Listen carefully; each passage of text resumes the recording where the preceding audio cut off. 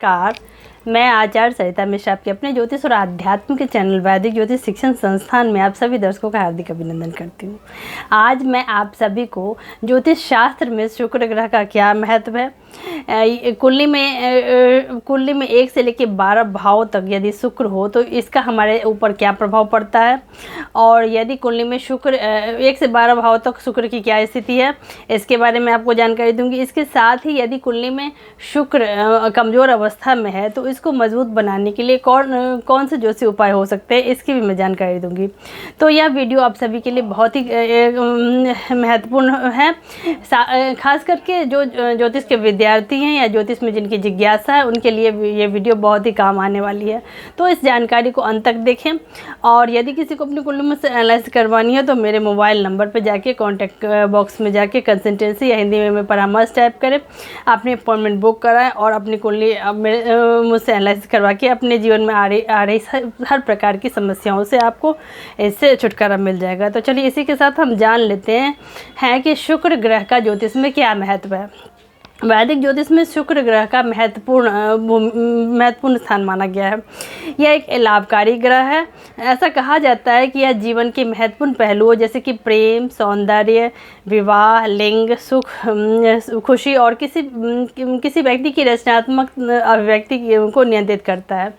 शुक्र ग्रह के रूप में प्रेम, स्नेह, आकर्षण और खुशी, सांसारिक क्षेत्रों से लगाव, धन, विलासिता और समृद्धि, ज्ञान का प्रतीक माना जाता है। तो चलिए जान लेते हैं कि कुंडली में 1 से लेकर 12 भाव तक शुक्र ग्रह हो तो इसका जातकों के जीवन पर क्या प्रभाव पड़ता है। इस क्रम में सर्वप्रथम यदि लगन में यानी कि फर्स्ट हाउस में शुक्र हो तो इसका जातकों के जीवन पर क्या प्रभाव पड़ता है।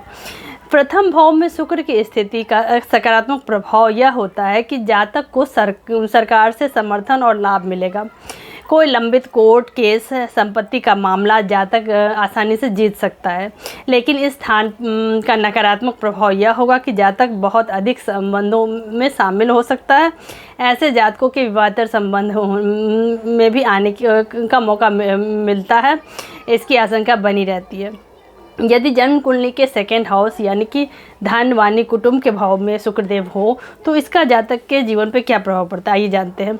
जब कुंडली के दूसरे भाव में शुक्र स्थित हो तो यह स्थान आमतौर पर शुभ माना जाता है। जातक पर इसका सकारात्मक प्रभाव पड़ेगा।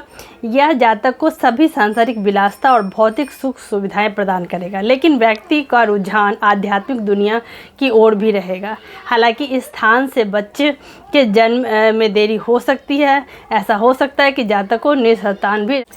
यदि जन्म कुंडली के 3rd हाउस यानी कि साहस पराक्रम के भाव में यदि शुक्रदेव हो तो इसका क्या प्रभाव होता है, आइए जानते हैं। तीसरे भाव में शुक्र का होना जातक के लिए शुभ और लाभकारी नहीं माना जाता है। ऐसा जातक एक्स्ट्रा मैरिटल अफेयर्स में शामिल हो सकता है या वित्त और धन संबंधी मामलों के लिए यह स्थिति अच्छी नहीं मानी जाती। व्यक्ति को व्यापार और वित्त के कुछ अनावश्यक नुकसान और दुर्भाग्य का सामना करना पड़ सकता है। यदि जन्म कुंडली के 4th हाउस यानी कि मन, माता, जमीन, जायदाद, वाहन, सुख के भाव में यदि शुक्र देव हो तो इसका हमारे जीवन पर क्या प्रभाव पड़ता है, ये जानते हैं। जिस व्यक्ति की कुंडली में शुक्र 4थे भाव में स्थित होते हैं वह जीवन में सभी सांसारिक सुखों और विलासिता का आनंद उठाता है। हालांकि जातक को संतान प्राप्ति और में कठिनाई थोड़ी सी हो सकती है और दूसरी शादी की भी संभावना, इसके फलस्वरूप बनने की संभावना रहती है। पहली पत्नी से दूसरी बार शादी करने से दूसरी शादी से बचा जा सकता है। यदि जन्म कुंडली के 5म भाव यानी कि संतान, प्रेम के भाव में, शिक्षा, एजुकेशन के भाव में यदि शुक्रदेव हो तो इसका क्या जातकों के ऊपर प्रभाव पड़ता है, आइए जान लेते हैं। कुंडली के 5म भाव में शुक्रदेव यदि उपस्थित हो तो ऐसा जातक विद्वान, देशभक्त और धनवान होता है। यह एक सुखी और समृद्धि वैवाहिक जीवन को दर्शाता है, लेकिन ऐसे जातकों को प्रेम विवाह की सलाह नहीं दी जाती है। जातक माता के साथ संबंधों में थोड़ी सी दरार हो सकती है। जन्म कुंडली के 6ठे भाव यानी कि रोग, ऋण, शत्रु के भाव में यदि शुक्र ग्रह मौजूद हो तो इसका जातकों के जीवन पे क्या प्रभाव पड़ता है, आइए इसको समझते हैं।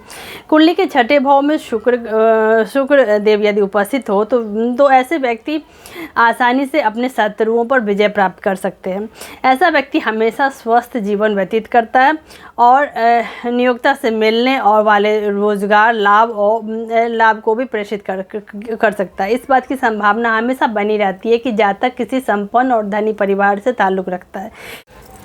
यदि जन्म कुंडली के 7th हाउस यानी कि विवाह साझेदारी के भाव में यदि शुक्र देव हो तो इसका क्या प्रभाव पड़ता है, आइए जानते हैं। कुंडली के 7th भाव में यदि शुक्र देव उपस्थित हो तो ऐसे व्यक्ति जनसंपर्क, साझेदारी और दीर्घकालीन मित्रता बनाने में हमेशा अच्छे होते हैं। ये आमतौर पर शादी करने के बाद सफलता प्राप्त करते हैं।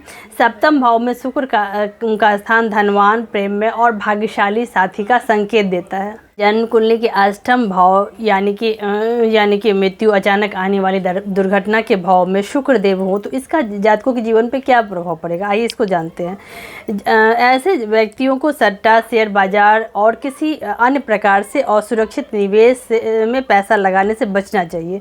व्यापार के संदर्भ में विवाह या साझेदारी के बाद वित्तीय लाभ के संकेत इससे मिलता है, लेकिन इसके दुष्परिणाम भी हो सकते हैं। प्यार में निराशा, जीवन साथी की मृत्यु, पीड़ित स्वास्थ्य, धन में गिरावट, विरासत में कठिनाई, तांत्रिकता और अशांत घरेलू जीवन इसके फलस्वरूप रहता है। इसके अलावा इसकी 7वीं दृष्टि द्वितीय हाउस यानी कि कुटुंब, धनवानी के भाव पे होता है। इसलिए ऐसे जातक का जीवन, वैवाहिक जीवन खुशहाल रहता है, संपन्न रहता है। इनकी वाणी में मधुरता होती है, इनकी आंखें बड़ी हो सकती है क्योंकि द्वितीय हाउस पर दृष्टि होने के फलस्वरूप द्वितीय हाउस हमारे आँखों को भी दर्शाता है।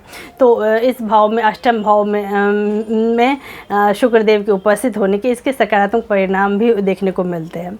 यदि कुंडली के 9th हाउस में शुक्रदेव हो तो इसका क्या परिणाम होगा, आइए जानते हैं। कुंडली के 9th हाउस यानी कि पिता, धर्म, आध्यात्म के भाव में यदि शुक्रदेव हों तो ऐसे जातक उदार, दयालु, मददगार, सेवा उन्मुख, आध्यात्मिक और धार्मिक होते हैं। यह स्थान अनुकूल विदेशी यात्रा, सम्मान, सफलता, सौभाग्य और सुखी वैवाहिक जीवन को दर्शाता है। यदि जन्म कुंडली के 10th हाउस यानी कि करियर, प्रोफेशन के भाव में शुक्रदेव हो तो इसका क्या फल होगा, आइए जानते हैं।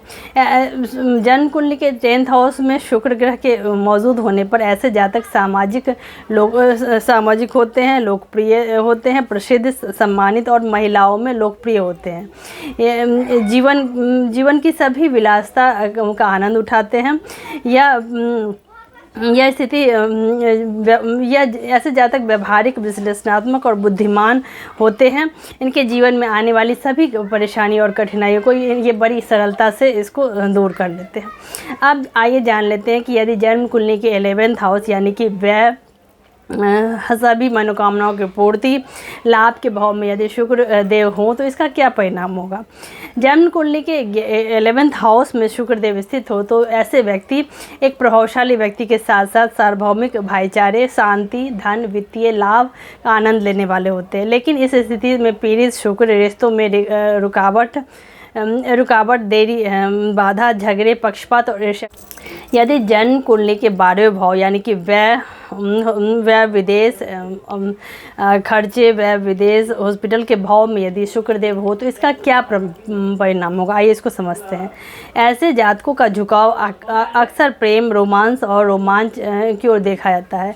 ये आसानी से कई रिश्ते में शामिल हो जाते हैं, विवाहेतर संबंध भी रख सकते हैं। वे कभी कभी झूठे, स्वार्थी, अनुपयोगी, मतलबी, क्रूर, दुष्ट भी हो सकते हैं और अपने स्वयं के मानसिक, शारीरिक और भावनात्मक सुखों की तलाश करते रहते हैं। जान लेते हैं कि यदि कुंडली में शुक्र ग्रह कमजोर अवस्था में हो तो इसके लिए कौन से उपाय करने चाहिए जातकों को। इस क्रम में सर्वप्रथम जिन लोगों को शुक्र ग्रह कमजोर होता है ऐसे लोगों को शुक्रवार का 21 या 31 व्रत रखना चाहिए। शुक्रवार का व्रत रखने से शुक्र ग्रह मजबूत होता है और माता लक्ष्मी की कृपा प्राप्त होती है। इस व्रत के प्रभाव से सुख, सौभाग्य की प्राप्ति होती है और जीवन में हर प्रकार की मनोकामनाओं की पूर्ति होती है। शुक्रवार को अगला उपाय है, शुक्रवार को सफ़ेद वस्त्र पहन के शुक्रदेव के बीज मंत्र ओम द्राम द्रीम द्रौम सह शुक्राय नमः मंत्र का रोजाना 108 बार जाप करना चाहिए। इस उपाय को अपनाने से कुंडली में शुक्र की स्थिति मजबूत हो जाती है। अगला उपाय है, शुक्र को मजबूत करने के लिए भोजन में चीनी, चावल, दूध, दही और घी से बने भोज्य पदार्थ खाना चाहिए। किसी से कोई सेहत वाली समस्या हो तो परहेज करना चाहिए। इस क्रम में अगला उपाय है, शुक्र को प्रबल बनाने के लिए आपको सफ़ेद कपड़े, सुंदर वस्त्र, चावल, घी, चीनी इत्यादि का दान करना चाहिए। इसके साथ ही श्रृंगार सामग्री, कपूर, मिश्री, दही इत्यादि का दान भी यथाशक्ति करना चाहिए। अगला उपाय है, शुक्र के लिए हीरा, सोना, स्फटिक का भी दान करने के लिए कहा गया है, लेकिन यह सब के लिए संभव नहीं है। जिनका शुक्र कमज़ोर होता है उन्हें हीरा पहनना चाहिए। इसके लिए इसको पहनने के लिए आप अपनी कुंडली किसी विद्वान ज्योतिष से एनालिसिस कर सकते। अगला उपाय है, यदि हीरा संभव न हो सके तो आप शुक्र के उपरत्न कुरंगी, तुरमली या ओपेल रत्न धारण कर सकते हैं। महिलाओं का सम्मान करना चाहिए। घर में साफ सफाई का ध्यान रखें। इत्र और सुगंधित वस्तुओं का प्रयोग करें।